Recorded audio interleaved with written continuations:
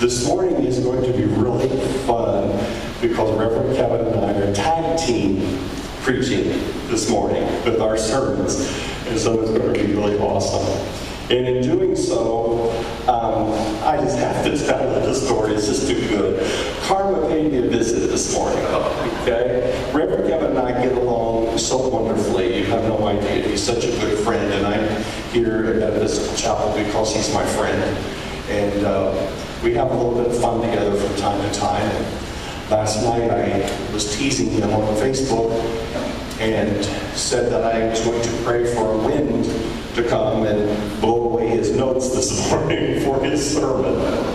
So I get to church about an hour and a half ago or 2 hours ago and find that I forgot my music book with everything I need to do the service today.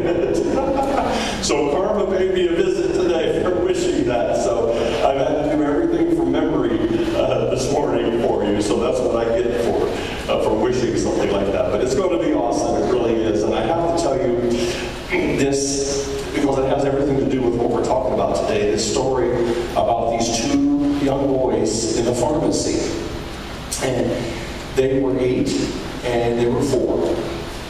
And the 8-year-old was standing in line at the pharmacy and he had a box of what I guess you would call feminine product in his hand. It's a brand name. It starts with a T. And the pharmacist leaned over the counter and said, young man, do you know what you're buying? He goes, well, they're actually for my brother. He goes, how old are you? I'm 8. How old's your brother? My brother's 4. He goes, oh, so they're for your brother? He said, yes. He goes, well, do you know what they're for? He said, well, no, not really, but the commercial said that if he uses them, he gets to swim, ride a bike, and play tennis.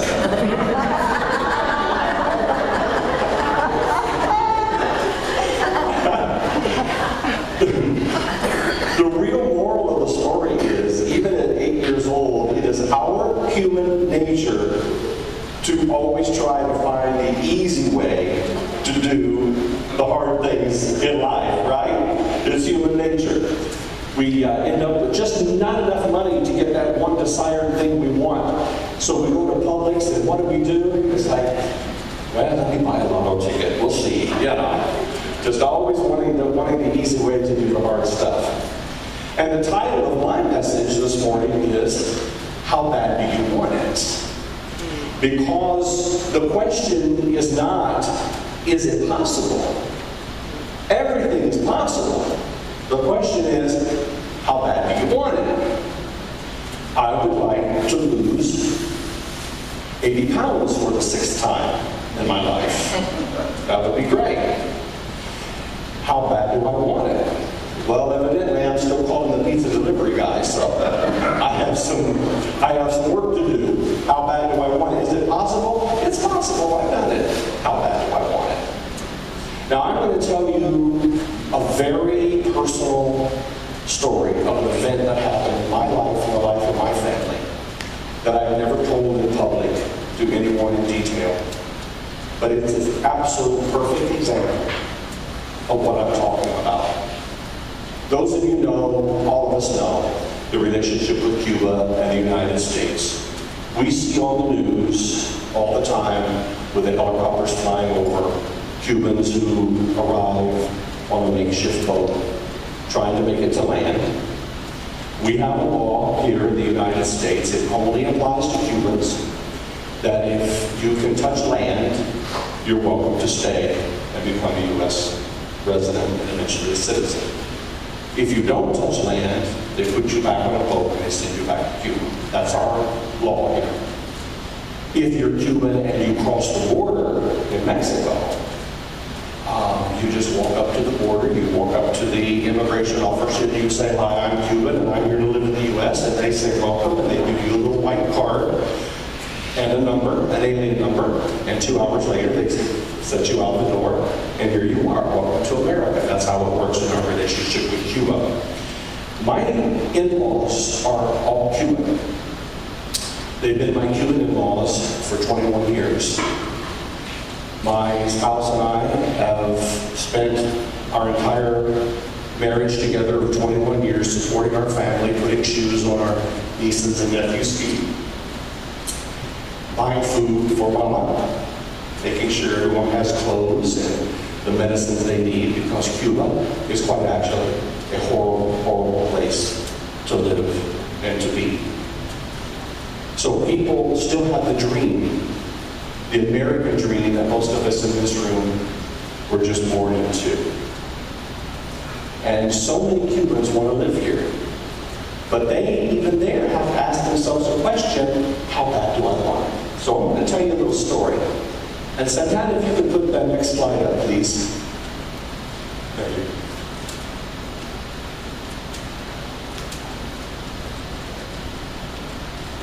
This is going to be hard for me to tell you without crying, because I'm so emotional to be able to share this story, this wonderful story with you that I've not told before. That's my nephew, Brandon. He's 35. I became his uncle 21 years ago when he was 14 years old. His younger brother, Andy, was 4 years old when I became his uncle. All of our lives, we have done everything we can to try to get our family to live here in the United States with us. There are paperwork ways. My sister-in-law's here, but it was 10 years of waiting and paperwork in line to get her here. But she's here now. That's Randy's mother. Now, we see the video of the people after they've arrived on the makeshift boat. We don't see what they had to do to get on that boat in the first place, so I'll tell you a little story about that. What Randy and others have to do is they have to leave Cuba by boat. Now, it's not legal in Cuba to leave by boat. Cuba does not care if you leave. If you're a Cuban citizen and you want to leave, get your passport, God bless you, see you later, you can leave. But you cannot leave on a makeshift boat. The police catch you, and they take you back home.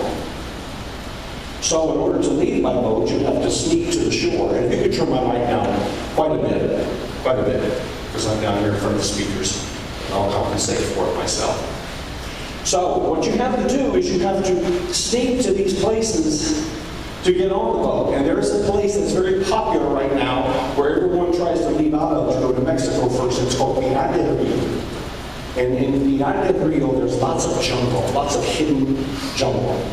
So what they do is they leave, and here's Randy's journey. He left his wife behind and his two young sons, waited till they were in school to save them the emotional despair of leaving, left without saying goodbye. They got a ride to Pinar del Rio, and for 2 days they had to walk 30 miles a day, but they had to do it in pitch black. So at night, with no food, only water, they have to walk 30 miles at night. And when the sun comes up, they go into the mangrove swamp, mud up to here, and they have to wait in the mangrove swamp, hidden, the entire day with nothing to do, nothing to say, until the sun goes down again. And then they go back to the street, they walk this second set of 30 miles, the next day they go back into the mangrove swamp, and they hide all day until daylight. They make it to a hidden shore, you get on a boat, and they go to Mexico. Because it's easier to go to Mexico and then get to the line than it is to come to the Florida Straits. That was his journey. 2 days, mangrove swamps, walking at night, no food, only water, with a small group of people. Randy gets to Mexico. He actually makes it. In Mexico, on his way to the international line of the United States, he is held, I guess you could say, for ransom by corrupt Mexican police. There's a lot of police corruption in Mexico for money. So we get a phone call from the corrupt Mexican police officer that has he and a small group held in a small Mexican jail. And the request to us was, send me so much money by Western Union by tonight, or you're not going to see your nephew again. That was our phone call. We got the place we were to send it, and click. So without knowing what's true, what's not true, at 9:30, we're rushing to Publix. We empty out our complete savings account, and we send the money to release him. Fortunately, it was true. They got the money, and they released him out of the jail. 2 days later, different ways of hard transportation, he made it to the U.S. border. Then he crossed over, found a way from Houston to Miami, and that was 14 months ago. This part's going to be really hard. Because, thank you so much. Because the question is, how bad do you want it? Not, is it possible? Now, I'm telling you an extreme personal story. People don't usually have to do this kind of thing to get some of the things that they want. But he's wanted it really, really bad for his family to be here. His 2 sons and his wife will be here this year through proper channels because he's here. And just 3 days ago, he got his residence card. So he is a firm resident of the United States. Now, he arrived in Miami. This picture was taken at Marlins Stadium at a baseball game 3 days after he crossed the border. And that is him saying the national anthem for the first time in the United States of America. Is it possible? Anything's possible. How bad do you want it? So, we're looking at a young man that wanted it pretty bad. And it was such a joy to take that picture of him being so proud. And I would love to send that picture to Fidel Castro. That would just be such a fun thing to do. And so that's my own personal story. That's my own personal touch on things.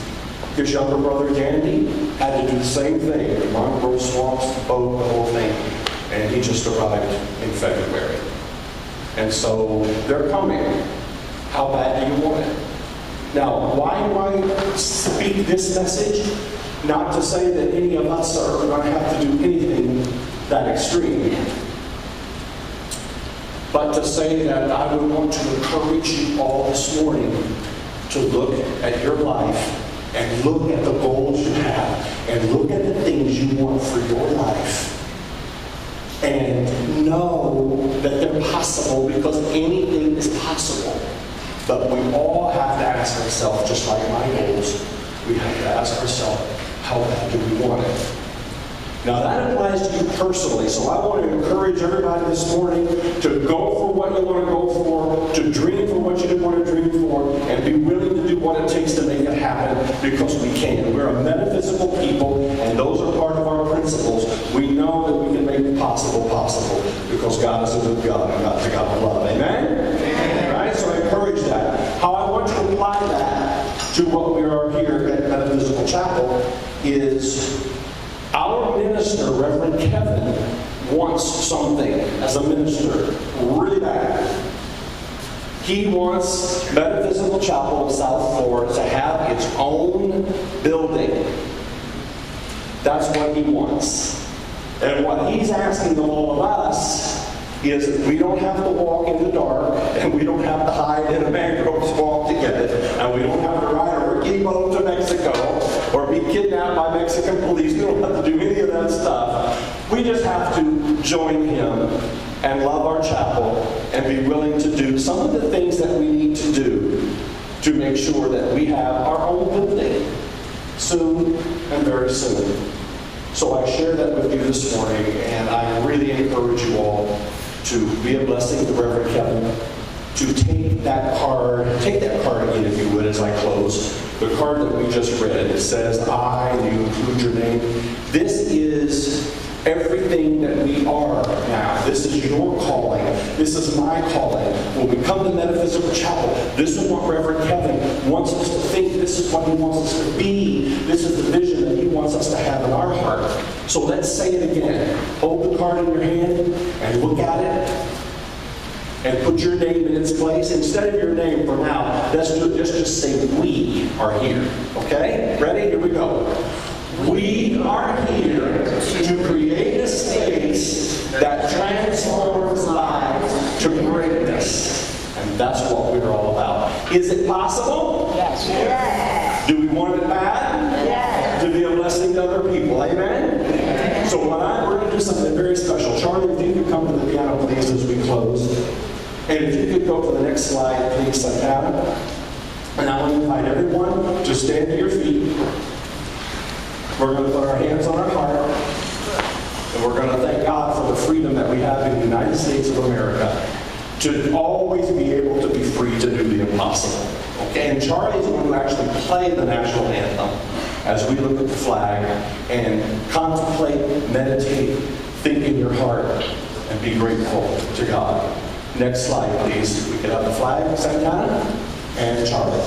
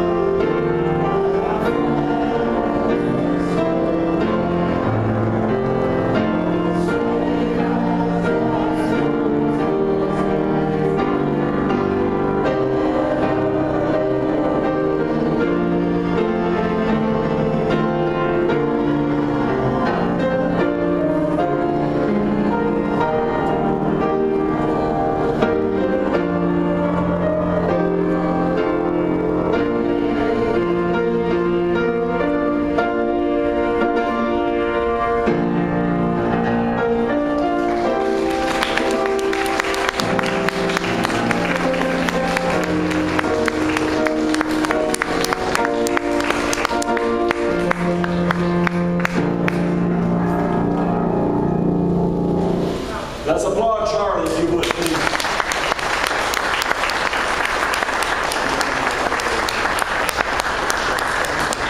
Thank you so much, Charlie. We love and appreciate you. You may be seated. And just before Reverend Kevin comes, once again, Battle of the Republic, featuring Charlie Bennett.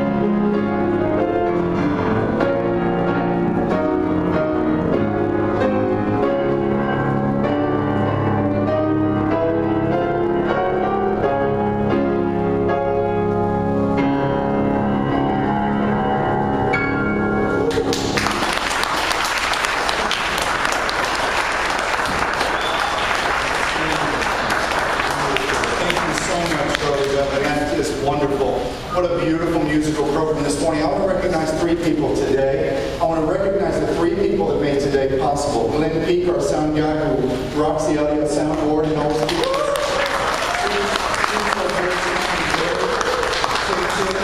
For being part of the greatness to create a space today for our audio and our sound and the video today. Thank you, Santana. Charlie Bevan, longtime member and supporter, former board member of this chapel. We thank him for the beautiful gift of music that God has graced his fingers with. Thank you. And Reverend Tim Jack for the beautiful music program that he works tirelessly on and constantly bothers me on Facebook on to try and get right every Sunday. We thank you, Reverend Tim. Could you match my voice a little better? Thank you. So, of course, my funny will be a little cleaner than Reverend Tim's today.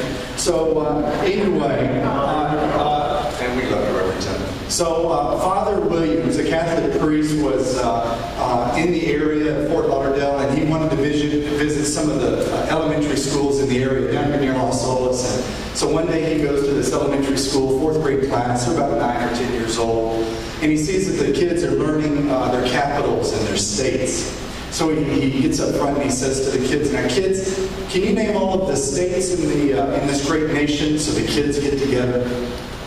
They come up with about 40 names, and he starts laughing. He goes, "Well, kids, I have to tell you, in my days, the students could name all of the states." And this little kid in the back raises his hand and he said, "Yes, sir, but in those days, there were only 13 states."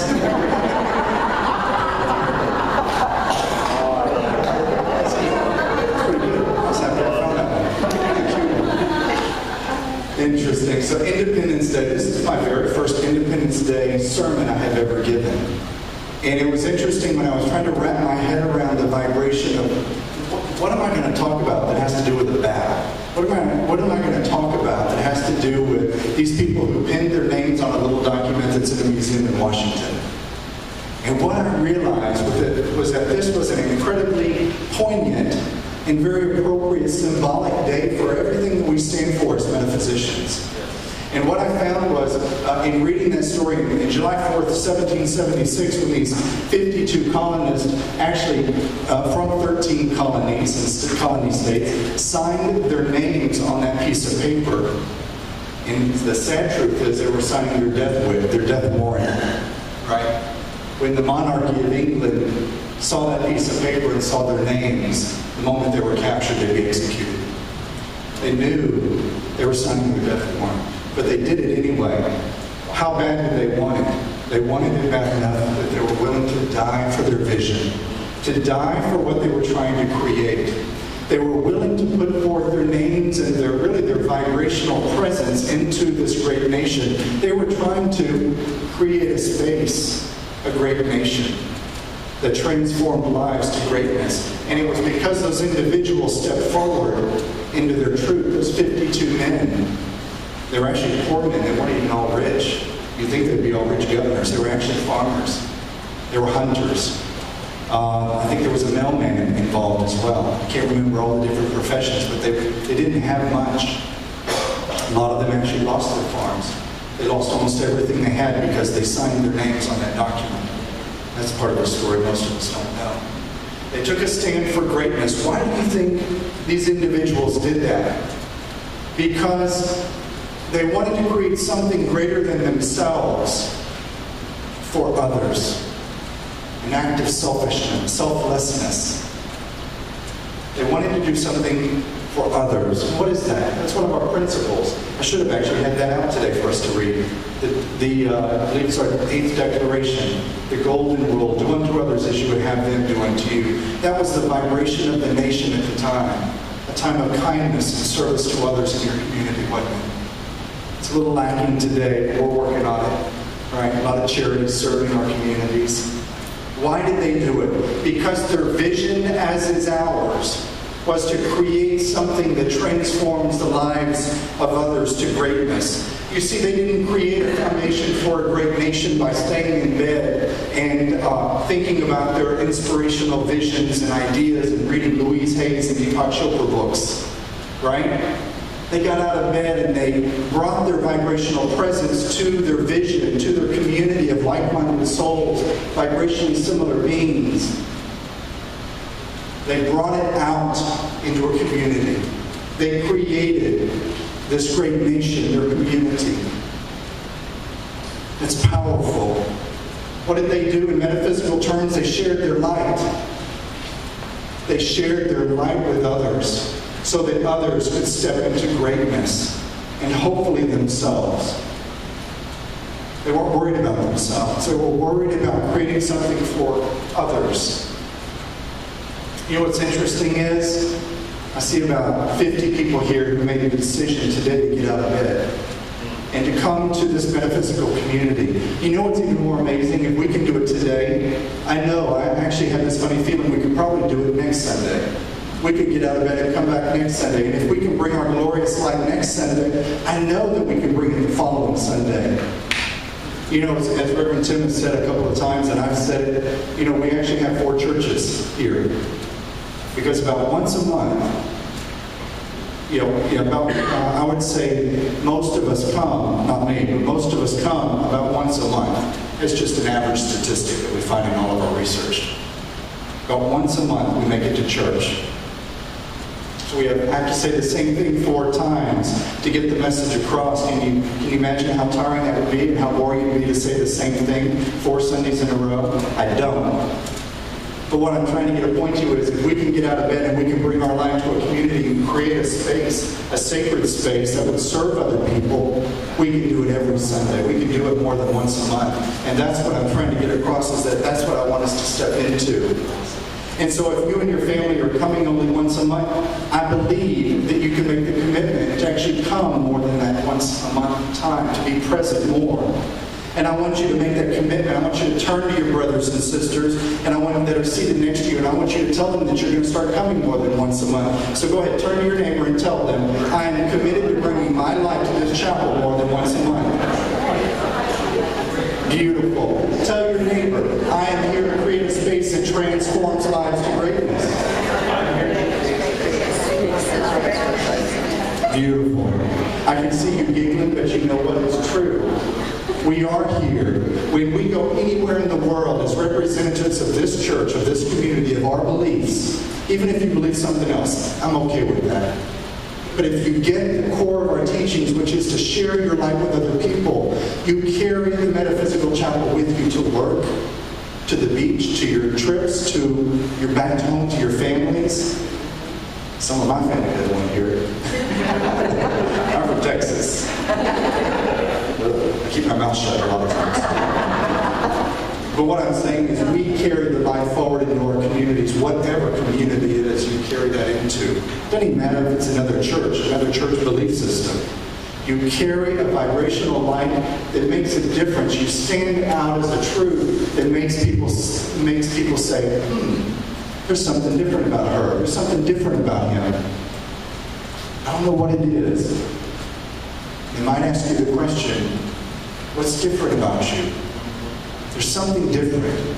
I like it. I don't know what it's called, but there's something different. And you can say, well, it's metaphysics. It's changed my life. It's very interesting. You know, by shining your light in every seat here, in every seat at your work, on your trips in other communities, when you shine your light, you, not me the minister of all of our metaphysical churches always say, we don't hold the power. I may have a title, but that's because I spent the money and went to seminary.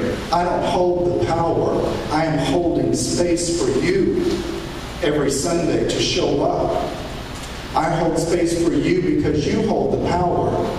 You hold the power to transform a community. You hold the power because you bring the power. That's how powerful we are. You bring change. You create greatness by sharing your light on a Sunday morning in this space. I see a few first-time guests this morning. I love our first-time guests. You know why? Because we're here to create a space that transforms their lives. These are the future members of this church. These are the future people who will carry our light out into the community. We exist today for them. We exist today for our first-time guests. We exist next Sunday for the first-time guests who walk through those doors. From a karmic perspective, We are karmically ready to receive those individuals who walk through that front door. God has deemed it so and has guided those individuals for some strange reason. I hear it all the time. I don't know why, but I felt compelled to stop and come into your church. And when I normally never would have walked into your doors. But I had to be here today for some reason. And when they leave, those people are transformed. I hear this story all the time. And it touches my heart. Because they follow their heart. The light of this sanctuary reached out, grabbed them on the road and brought them in. Or grabbed them on the internet and brought them in. Or a picture on the internet that we put out. Or the check-ins that you guys do on Sunday morning, which I appreciate. That ripples out. And it shares our light into the Facebook community and the internet community. I appreciate it. Because it gets my message out that we're creating a space to transform lives here. But the question is, as Reverend Tim beautifully said, how bad do you want it? Are you committed? Are you committed to getting out of bed and showing up and sharing your light on a Sunday morning so that others can be healed? We don't even think about it. Your presence. I don't even know who our healers was. I was so busy running around today preparing for this awesome day. I was so excited. Who was our healers today? Sue, love you. Glenn, thank you. Thank you, Angelica. Our first-time guests probably came for their very first healing today. They came for upliftment from the messages and the beautiful music today. They came for guidance and spiritual teaching today. I'm not really teaching much today other than some really basic principles. But they probably have received a metaphysical teaching today, a higher truth they've never heard because of our center. They, most importantly, have received today a sense of metaphysical community that every single one of you made present. Every single one of you brought your power, and you created this community today. I just opened the doors and turned the lights on. I just stood behind the light. You brought and made this space special for them. You sit next to the first-time guests who are so precious to us. You bless them, and in their joy, they bless us. Very beautiful. If this metaphysical community is to step into its greatness, I want to remind you, actually, Reverend Tim will be offering a class soon. It's actually not even just a class. It's a powerful program. And it's called Metaphysics and the Calling of God. A powerful program that he's put together for free for our church attendees, guests, members, whomever wishes to come. There's a flyer on the back table. It'll be July 14th. I strongly recommend that every single one of you make an effort to come. If there's no seat, I'll give you my seat. I will sit on the floor because that's what it takes to step into greatness. We've got to be willing to serve the people that walk through our doors, to receive what we are offering. In this class, what is the purpose of this class? Metaphysics and the Calling of God is really just to teach you how do we let our light shine? How do we take away the dross, that mud mask of life, that Hindu word dross? How do we wash that away, crack it away, pull it away, and let our light shine? How do we find our purpose in life? How do we find our purpose in life? How do you find your power? How do you build a community through your purpose, your power, your light? How do you serve a community like this and beyond? And that's what Reverend Tim will be teaching. I ask you really please to make the time. If you've got a dinner date with your family, they can wait. If you've got a dinner date with your boss or work, they can wait unless they're going to fire you. They can wait. Put them on hold. There's another day. This class, yes, we're going to offer it a couple of times in the next month or so. I want to see you guys there because this makes a difference for you. This is for you because by us helping and teaching and training you to find your power, you in turn vibrationally help us, this community, grow stronger. That's what this class is all about. Interesting, and if we can actually do that, if we can step into our greatness through that program, through the teachings here, then we can truly say, and repeat after me, I am here at the Metaphysical Chapel of South Florida. I am here at the Metaphysical Chapel of South Florida. To create a space that transforms lives to greatness. To create a space that transforms lives to greatness. Amen. And a women. And so it is.